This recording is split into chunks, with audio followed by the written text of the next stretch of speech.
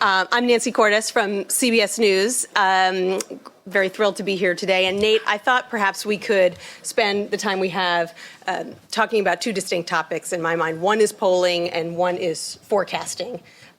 Because there have been questions about the performance of both in the wake of this election. But first, what I really wanted to know more broadly is what it has been like to be you for the past 3 weeks. Because I saw a headline the other day, sort of tongue-in-cheek, that said 30 gifts for the person in your life who is still mad at Nate Silver. And I think we all know that you had a more conservative forecasting model than most others. You predicted the day before the election that there was a 29% chance that Donald Trump would win. But you are the guy, when it comes to polling, that everybody knows. And so you have gotten a lot of the incoming.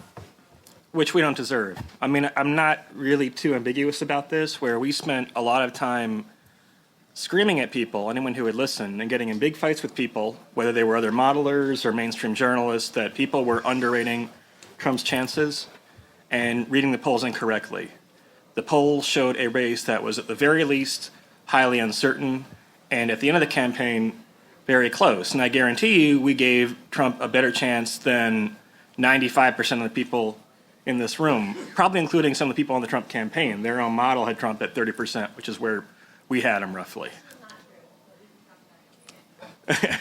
Well,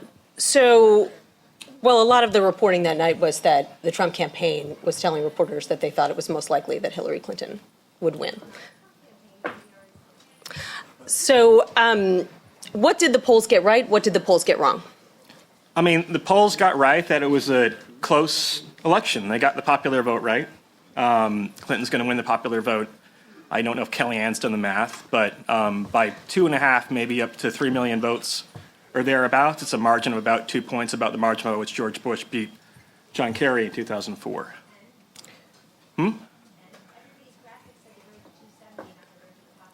Yeah, this is my turn. Okay, you can speak later, Kellyanne. Right.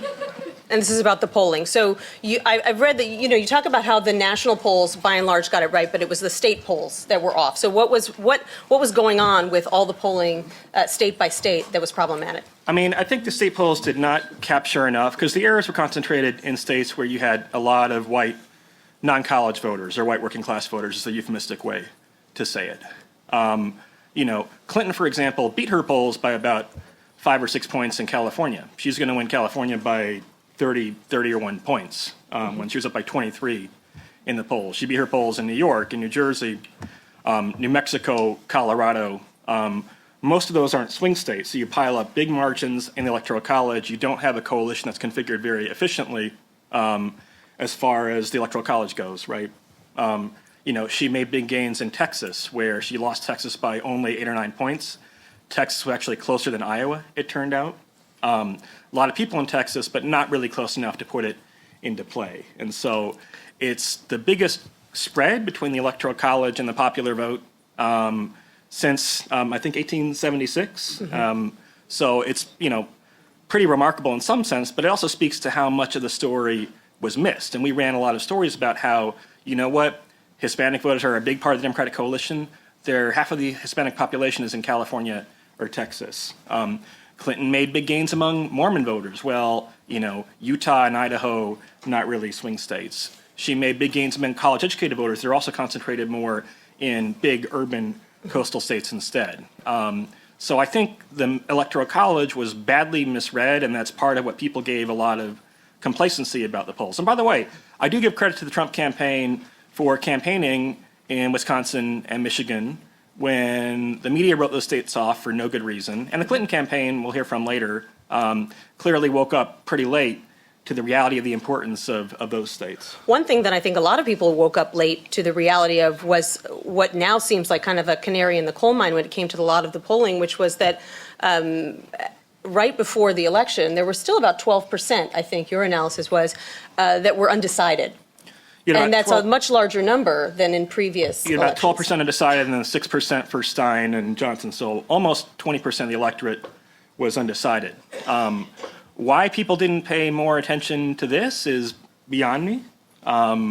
When you have more undecided voters, that means a last-minute swing can have a more profound effect. And in the states where Trump beat his polls, like in Wisconsin, for example, you had by 2-1 margins or 3-2 margins, undecideds broke for Trump. So and what do you think accounts for that?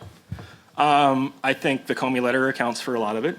I think the fact that the Clinton campaign had kind of a one-note campaign where their message from the convention onward was Trump is unacceptable. But guess what?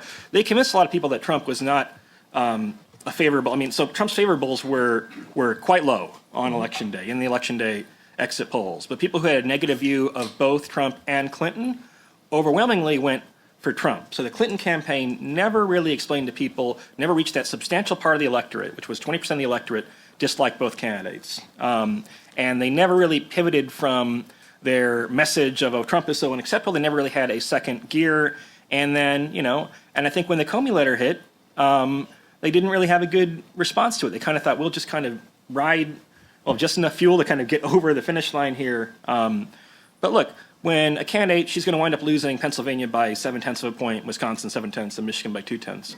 When a candidate loses 3 states that collectively would be decisive, she'd have to win all 3, by less than a point, then an awful lot of things matter. Right. But absolutely, if Comey hadn't sent that letter, and the media hadn't covered it the way they did, I mean, in our forecast that produced a 3-point swing, Clinton went from having a 6-point lead nationally to a 3-point lead nationally. A 6-point lead is pretty safe. A 3-point lead is not at all safe. There have been lots and lots of 3-point polling errors. People were in denial about how much the race had tightened in the final week of the campaign. And I don't attribute all that to Comey. I mean, the race kind of ebbed and flowed for a lot of reasons over time. Trump was more disciplined in the final few weeks. But, among the many things that could have shifted a 1-point margin, probably Comey not issuing that letter would probably have resulted in a different outcome. You heard a lot of talk about the potential of the secret Trump voter in this election. Based on the data that you've looked at, how real was that phenomenon, if at all? I'm not sure there were secret Trump voters so much as I'm not sure they were being captured adequately in surveys, where surveys have certain kind of well-known biases. So, for example, if you conduct a poll, it tends to be easier to reach women than men, white people than minorities, older people than younger people, but also potentially more educated people who are more politically aware than less educated people. And by the way, it was about education. That was a divide. So, it's not about income, for example. But, if the polls were oversampling college-educated voters, we know the exit polls do this, for example, and then not weighting based on that, then you're going to wind up in states in the Midwest with too many Clinton voters because the vote was so split along educational lines. So what did we learn about polling that can be applied 4 years from now? I mean, I think people should look more at the educational composition of their samples. But again, I think the biggest lessons are for coverage of polls.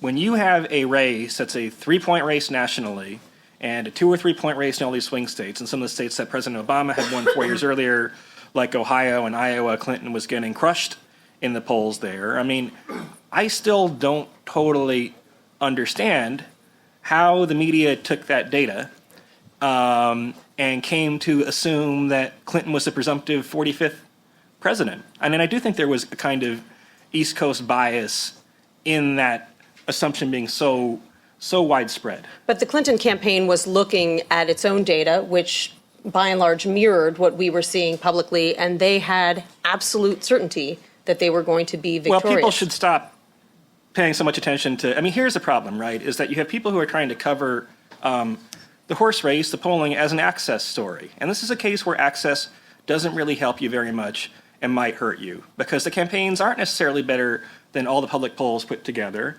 And they're trying to spin you and telling different things to different people. So you have some people in the Trump campaign, it serves their purpose to say that, hey, we only had a 30% chance. Some people say, no, we were ahead all along. There are different selfish purposes here for why people might say that. And the Clinton campaign might be spinning you in 2 different directions too. So what about the vaunted Obama data organization, which was basically what ended up being the vaunted Clinton data organization? The public polls did a very good job in 2008 and 2012. In 2012, a lot of people thought the campaign was too close to call when it wasn't, because the Romney people had people who were very effective at spinning and believed their own spin. And so I think if people spent less time, different in the primaries. In the primaries, you're dealing with things in 16 different directions. It's very useful to know the strategy of the campaigns, but it was not a coincidence to me that the news organizations that were less dependent on access, everyone on the banned list, right? I thought the Washington Post did a great job in this election. I thought BuzzFeed did a great job in this election. And the news outlets that were less dependent on access and which had to come to their own judgments and do actual reporting and not just talk to the same sources they talked to over and over again, but real on-the-ground reporting, did an excellent job in this campaign. How much do you think reporting was affected by some news organizations that put these forecasting models into place for the first time? Some of them predicted there was a 98% chance that Hillary Clinton was going to win for weeks before the election. Some, like yours, were more conservative, but still gave her an overwhelming chance of winning. How much do you think that impacted? I'm not trying to be rude, but to say that Trump had a 2% chance versus a 30% chance, those are night and day differences, right? You're saying that we said that Trump's going to happen about 1 out of every 3 times, right? That's a lot. That's Dustin Pedroia getting a base hit. If you had Trump with a 1% chance or a 2% chance, and that's enormously different. It's an order of magnitude different. But can you really predict human behavior the same way that you can predict the weather? I mean, humans are by nature unpredictable. So there's a difference between a poll, which is a snapshot in time, and then taking those polls to figure out what people are going to do a month from now. This is why it's all about, this is why all this, it was easy to say, anyone with half a brain could figure out that Clinton was ahead in the polls, right? But to say whether that translated into a 65% chance of winning or a 99% chance of winning, because there is uncertainty. Polls are imperfect measures, and so we spent a lot of time over the years trying to understand where there are uncertainties in the race. I mean, the big thing that a lot of people missed is that all these states are correlated, which means that it's not a coincidence that Clinton underperformed her polls in Wisconsin, Michigan, Pennsylvania. They're all demographically similar states. And by the way, Minnesota too, which she won, but was close. But I guess what I'm asking is that based on what happened in this election, has that changed your feelings about whether there's a value to making a prediction like that in the first place? I think if people had looked at 538's forecast and not forecast that had Trump as a 98% favorite, then the whole coverage of the campaign would be different. I mean, look, from my vantage point, you had different news organizations that at different points in time woke up to the fact that Trump was had a real shot to become president, right? Marty Barron in the Washington Post said that we realized early on that we were going to take Trump's chances seriously, and that was reflected in their coverage. 538 woke up about this time last year, maybe a little later, frankly, right? We were very skeptical of Trump's chances early on in the Republican Party, really until a week or two before Iowa and New Hampshire. And as a result of that experience, we said, you know what, let's be very careful about our assumptions. We saw what happened in the primary, and we assumed, by the way, that everyone else would kind of overcorrect and do the same thing, and they'd say, well, boy, we sure got that wrong. Let's be doubly careful that we're not making loose and sloppy assumptions about what can or can't happen in the general election. And instead, there was so much complacency around Clinton in the general election, and we happen to have a model. It was the same model that was confident about Obama's chances, but because her position was weaker in the swing states than Obama, and because there were so many undecided voters, which made the polls a lot more volatile than they had been 4 years ago. And by the way, less polling, too. We didn't have a lot of good polls, or polls, period, of Michigan and Wisconsin. Why? After the Comey letter. Why? After the Comey letter. So things were you're saying things were changing more quickly than the polls were taking place. Things were changing, and we have a model that says, well, we can make inferences, and we can look at national polls, see there's a 3-point shift nationally, and in the states where we do have polls, Florida or whatnot, and you saw lots of polls showing Florida and North Carolina going from lean Clinton to toss-up.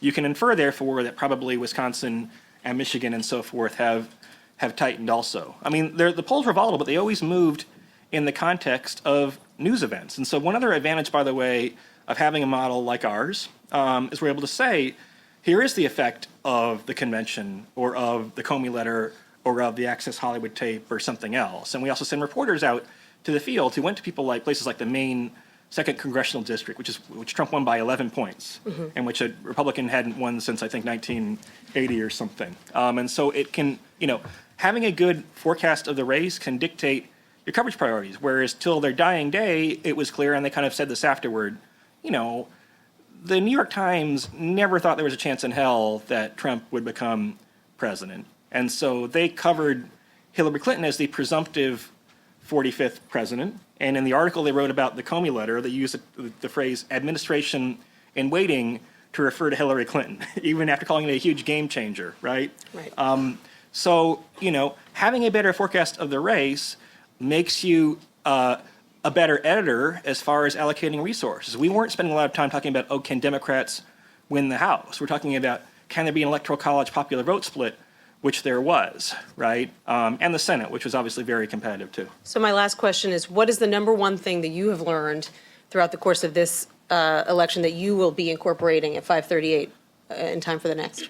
I mean, we learned a lot of lessons in the primary, and those lessons involved, I think, being doubly sure that your assumptions are rigorous, and because they're always superficial. When there's an argument that when you get stuck on a position, and we kind of just thought early on. I mean, back last July, I think it was reasonable to say that Trump's chances were pretty low. But what happens is you get really dug in journalism today, and you get identified with a position, and then you have lots of confirmation bias to justify that. And so there are always reasons why Trump would fade in the primary. And again, kind of halfway through, we realized those reasons aren't really very good, right? Our hypotheses for why Trump couldn't win weren't holding up anymore after he won all these states and after there was no alternative to Trump in particular. I think people need to be less obsessed with their narratives and more obsessed with looking at the facts on the ground, whether they're reported facts or facts based on data. And they need to be more willing to change their mind and say, initially I wouldn't have expected this, but this is what the evidence actually says right now. The outlets who were most stubborn were most wrong in this election. Nate Silver, thank you so much. Happy Thank holidays. you.